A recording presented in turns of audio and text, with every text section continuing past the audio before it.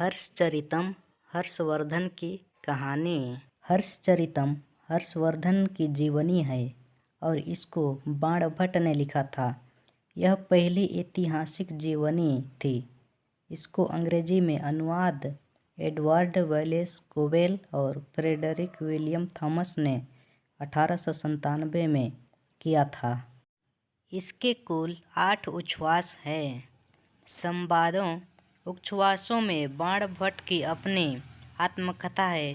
शेष उच्छ्वास में हर्ष की जीवनी आरंभ हर्ष के वंश प्रवर्तक पुष्प की भूति से है। हर्षवर्धन के पिता का नाम था प्रभाकर वर्धन, माता का नाम यशोमती था। इनके 3 पुत्र थे। पहला पुत्र राजवर्धन, दूसरा पुत्र हर्षवर्धन, तीसरा पुत्री राज्यश्री। इनका जन्म है पहला का 588 में हुआ था, दूसरा का 590 में हुआ था, तीसरा का 593 में हुआ था। राज्यश्री एकलौती बहन थी। हर्षवर्धन का राज्य था। उस समय आक्रमण करते हैं, हुड़ों के राजा पर आक्रमण कर देते हैं। राजवर्धन हुड़ों से युद्ध कर रहा था। उसी समय उसके पिता प्रभाकर वर्धन की मृत्यु हो जाती है। राजवर्धन को राजा बना दिया जाता है।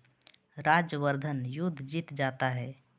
पिता के मरने के पश्चात यशोमती पति वियोग से सती हो जाती है।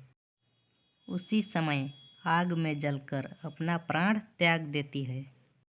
मालवाधीश के कनौज पर आक्रमण और राज्यश्री के अपहरण के बाद राजवर्धन की मृत्यु हो जाता है। बंगाल के राजा के साथ युद्ध होती है। हर्षवर्धन का राज्याभिषेक होते ही मालवा पर आक्रमण करते हैं, जिन्होंने उनकी बहन को अपहरण किया था।